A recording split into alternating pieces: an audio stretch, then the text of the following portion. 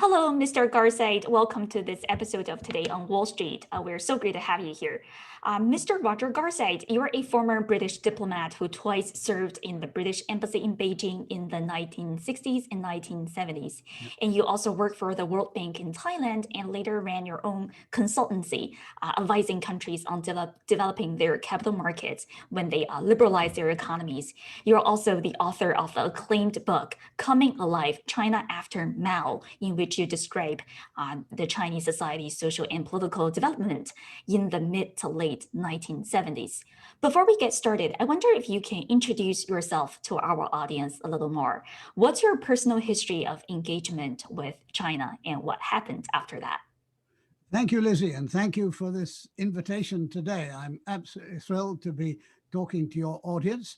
Well, in 1958, 63 years ago, I was a soldier stationed on the Hong Kong-China border, and people were fleeing into Hong Kong to escape Mao's Great Leap Forward.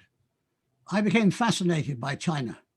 Later, as a diplomat, I volunteered to study Mandarin and had two postings in Beijing, as you said, first during the violence and anarchy of the Cultural Revolution, then during the struggle for the succession to Premier Zhou and Chairman Mao, and Deng Xiaoping won that.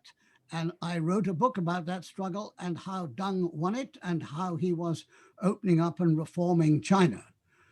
My fascination with China has only increased in the 63 years since 1958. But professionally, I turned to capital markets.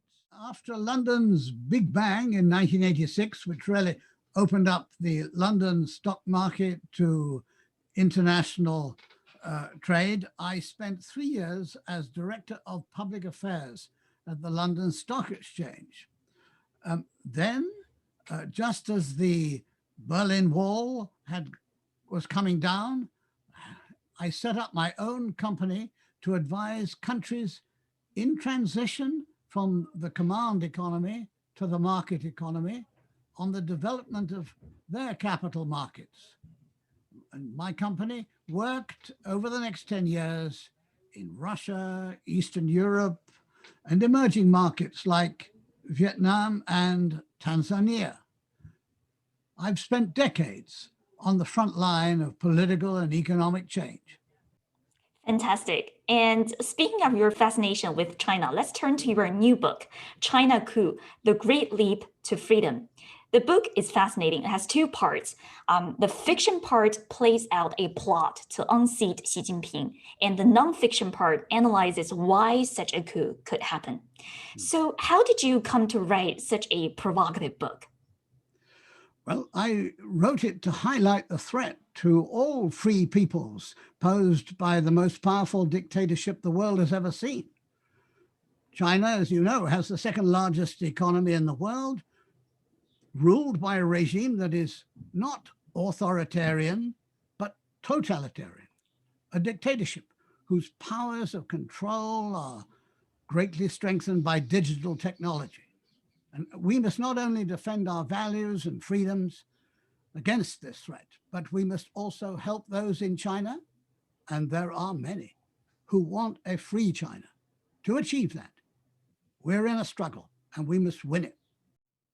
I see. But before we get to sort of the broader theme of the book, let's talk a little bit about the details of the coup you described in the book. I wonder if you can tell us a little bit about the storyline. How did Xi Jinping end up being deposed in the storyline? And how likely do you think is the scenario in real world? Well, in my storyline, the US government engineers a confrontation with China by enforcing the law, which exists already, which requires all companies listed and traded in US exchanges to make full disclosure of their financial information, but which the 270 companies listed and traded on US exchanges cannot do now because they're forbidden from doing so by their own government. In my story, the US regulators suspend all these companies from listing and trading to protect US investors. This confrontation causes a crisis of confidence in China because of its far-reaching implications. The financial crisis becomes a political crisis, which enables Xi's opponents in the Chinese leadership to mount a coup d'etat against him. His opponents and the US must act to first engineer this crisis and then enable the Chinese opponents of Xi to move against him. This could really happen. The law I mentioned exists.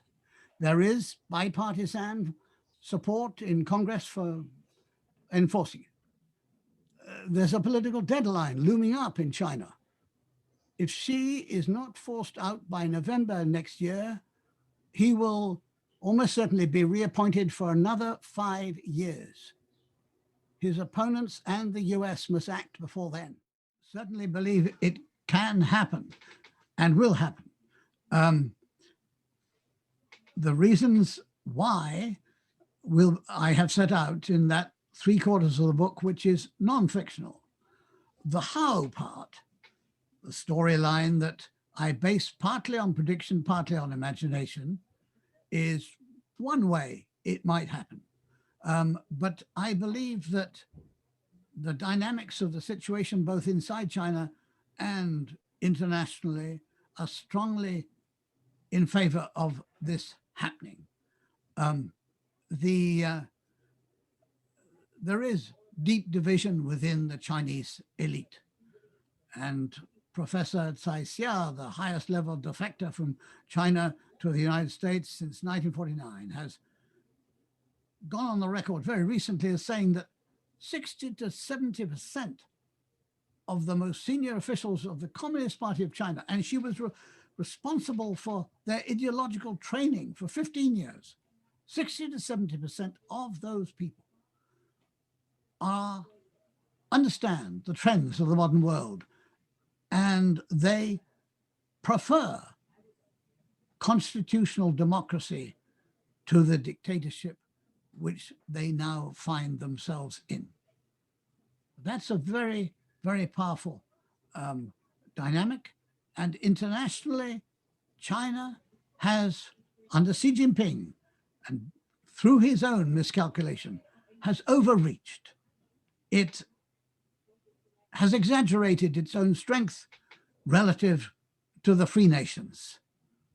That is very dangerous, but it's also misguided. And those within China, and they are many again, the same people, the same reformers, are deeply unhappy about his miscalculation. They see it as very dangerous for their own country, for themselves personally, and for the world.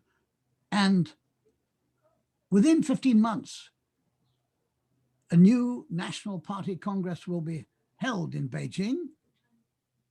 And if they do nothing, he is very likely to impose himself on the party for another 5 years and get the National Party Congress to reappoint him as General Secretary.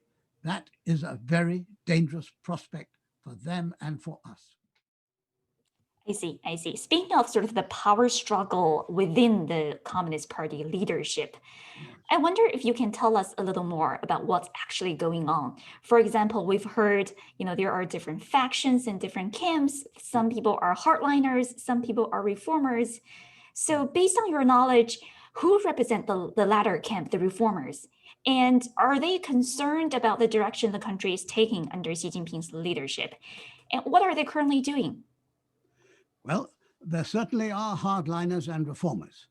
And the highest level defector from China to the US since 1949, Professor Tsai Xia, who spent 15 years training senior Communist Party officials in ideology, tells us that 60 to 70% of senior officials in the party understand that only a democratic constitutional government can ensure long-term stability in China, protect human rights, and protect their personal interests.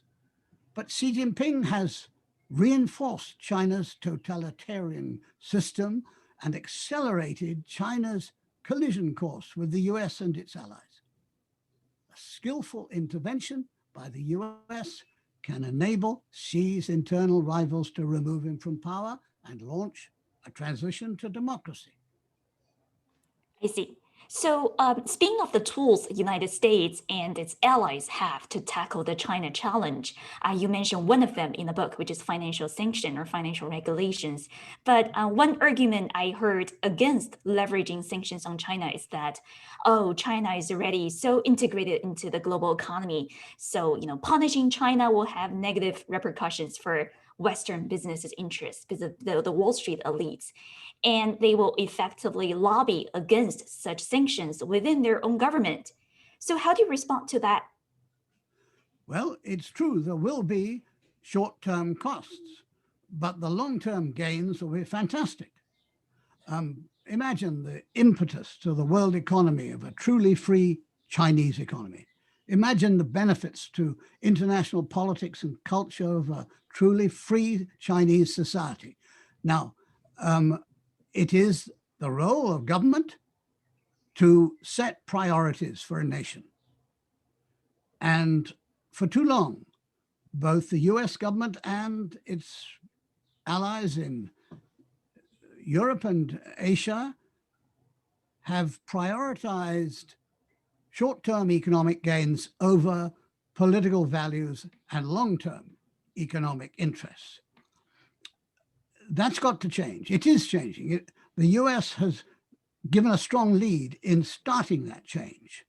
And the US and its allies cannot dictate how China is governed, but we can and must use our economic superiority, which is very great, to help free China. The liberal democracies control the world's greatest capital markets, its major currency reserves, and the international banking system. And we must develop a strategy to use them to incentivize change and penalize the present course of seeking world domination, which Xi has proclaimed and is pursuing. I see. So one argument or a small pushback against that argument is that, oh, we know China's economy has many structural challenges, and we know the United States and its allies' economies taken as a whole is far more superior than the Chinese economy. But in general, China's economy still appears strong. And in fact, multiple surveys conducted by, say, Harvard University indicate that Chinese people nowadays actually have high trust and confidence in their own government. So do you think the conditions are ripe for a regime change, as you argue in the book, or should we wait for another time? And what are China's key vulnerabilities that you think we should, keep our eyes on? Well, Harvard is a great university, but I have to say that opinion polls taken in a totalitarian society are worthless. Who in China would be so foolish as to tell a pollster that they are opposed to their rulers? China is indeed ripe for change. This dictatorship is outwardly strong, but inwardly weak. We have the testimony of the highest level defector from China to the US ever since 1949, Professor Tsai Xiao. She has said precisely that. The totalitarian system has itself produced a whole array of deep-seated, long-term problems which it cannot solve, only intensify. What are they? A huge debt mountain, such as no nation in history has ever seriously reduced without either inflation or recession. Urgent economic reform cannot be renewed without political change, because the Communist Party fears that further economic reform would undermine its monopoly grip on political power. The financial system is risk-laden and fragile. There's a demographic crisis. This nation is growing old before it grows rich. An environmental catastrophe, great and growing social inequality, and therefore social tension, intellectual and cultural stagnation, religious defiance of the party. Yes, this nation is ripe for change. The party knows all this and spends more each year on internal security than on external defense. It is paranoid. I see. I see. So speaking of Xi Jinping's ambition, we've heard lots of words on that. Xi Jinping's internal ambitions and external ambitions. How would you describe Xi Jinping's grand strategy if he has one? Well, he set it out in public speeches. He has said that China must aim to achieve a dominant position in the world.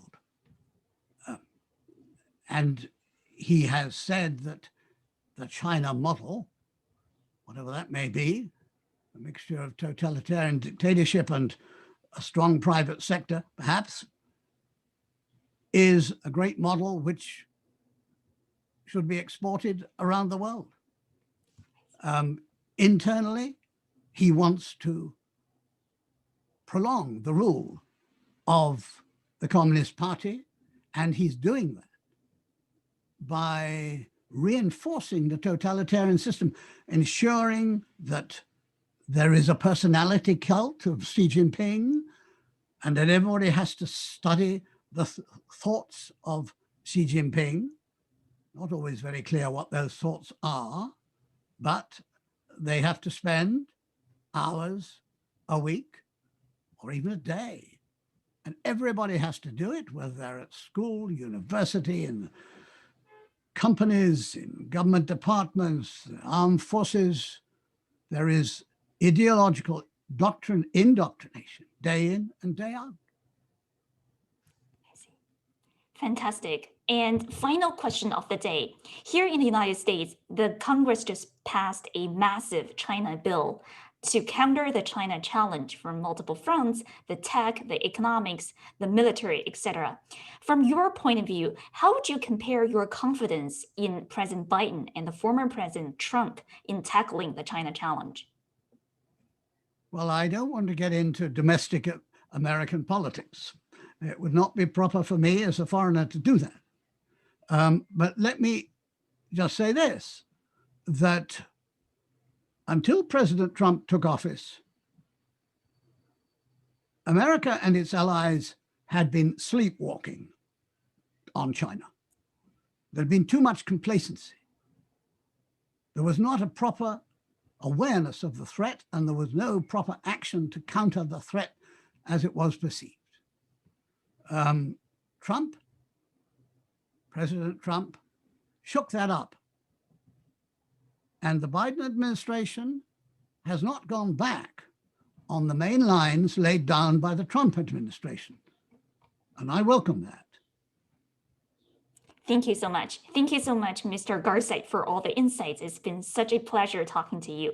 And we will make sure to include a link to your book in the show notes section so our interested readers can take a look at the book and see what the coup is actually about. Thank you so much, Mr. Garside, to our show. Thank you so much, and have a good rest of the day.